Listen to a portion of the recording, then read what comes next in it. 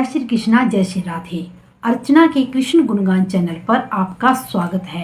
सबसे पहले तो आपको वैशाख मास के शुक्ल पक्ष की मोहिनी एकादशी की हार्दिक शुभकामनाएं।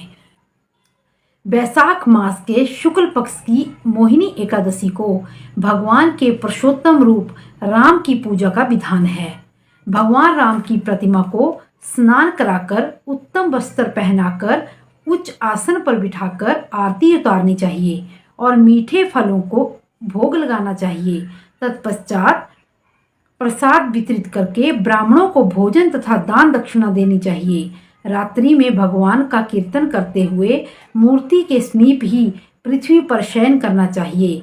इस व्रत के करने से निंदित कर्मों से छुटकारा मिलता है। बड़े मनोयोग पूर्वक सुन रहे युधिष्ठिर ने ये कथाएं अब उन्होंने विनीत भाव से कहा कि हे नटवर नागर, वैशाख मास के शुक्ल पक्ष की एकादशी के बारे में कथा सहित सब बातें मुझे उसी प्रकार बतलाइए जिस तरह आपने बतलाई हैं।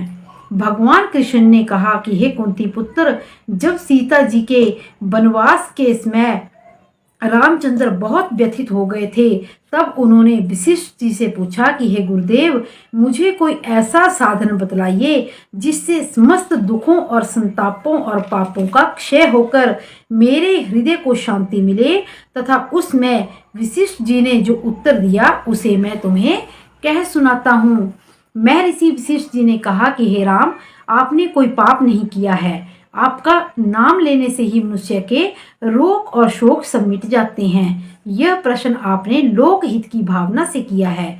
अतः मैं आपको बतलाता हूँ कि मानसिक शांति की प्राप्ति के लिए और संताप और पाप मिटाने के लिए अमोघ अस्त्र है मोहिनी एकादशी का व्रत। वैशाख मास के शुक्ल पक्ष की एकादशी को मोहिनी एकादशी कहा जाता है। इसका व्रत करने से मनुष्य के पाप तथा दुख दूर होकर मोह जाल से युक्त हो जाता है। एताएव दुखों से मनुष्य को यह व्रत अवश्य करना चाहिए।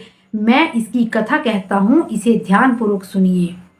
सरस्वती नदी के किनारे बसी सुंदर और संपन्न नगरी भद्रावती में द्युतिमान नाम के चंद्रवशी राजा राज्य करता था। इसी नगर में धन धान्य से परिपूर्ण धनपान नामक का एक वैश्य भी रहता था। वो वैश्य अत्यंत धर्मात्मा और विष्णु भक्त था। उसने नगर में अनेकों भोजनालय, प्याऊ, कुएं, तालाब तथा धर्मशाला आदि बनवाए थे। सड़कों के किनारे आम, जामुन, नीम आदि के अनेक वृक्ष लगवाए थे। उस वैश्य के सुमना, सद्बुद्धि, मेधावी, सुकृति और धृष्ट बुद्धि नाम के 5 पुत्र थे। उसके 4 पुत्र तो धर्मात्मा थे, परंतु सबसे छोटा पुत्र धृष्ट बुद्धि महापापी, लंपट और दुराचारी था। वह वैश्यों और दुराचारी मनुष्यों की संगति में रहकर जुआ खेलता था, दूसरों की स्त्रियों के साथ भोग विलास करता था तथा मद्यपान का सेवन करता था। इस प्रकार अनेक कुकर्मों में फंसकर वो अपने पिता के धन को नष्ट करता था। इसी कारणों से उसके पिता, भाइयों तथा कुटुंबियों ने उसे घर से निकाल दिया था। घर से निकल जाने के बाद और सब धन नष्ट हो जाने पर वैश्यों तथा दुष्ट संगी साथियों ने उसका साथ छोड़ दिया।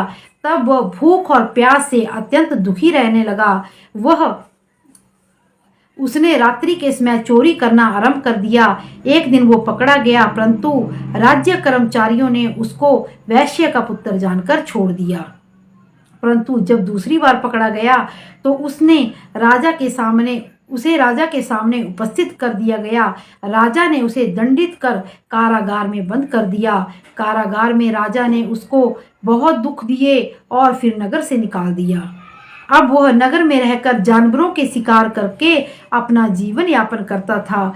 एक दिन भूख प्यास से व्याकुल होकर वो शिकार का पीछा करते करते कौटिल्य ऋषि के आश्रम में जा पहुंचा।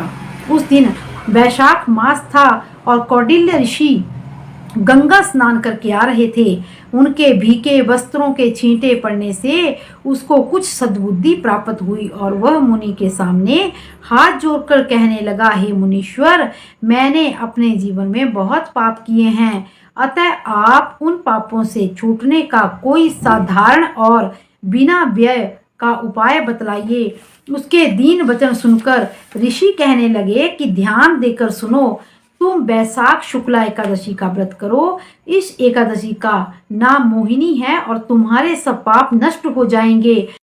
उसके द्वारा बताई विधि के अनुसार उसने मोहिनी एकादशी का व्रत किया। हे राम, इस व्रत के प्रभाव से सब पाप नष्ट हो जाते हैं और अंत में वह गरुड़ पर चढ़कर विष्णु लोक गया। इस व्रत को करने से 1000 गौओं के दान का फल मिलता है। इसी तरह की और भी कथाएं सुनने के लिए मेरे चैनल को लाइक, शेयर और सब्सक्राइब करें और कमेंट बॉक्स में जय श्री कृष्णा अवश्य लिखें। जय श्री कृष्णा, जय श्री राधे।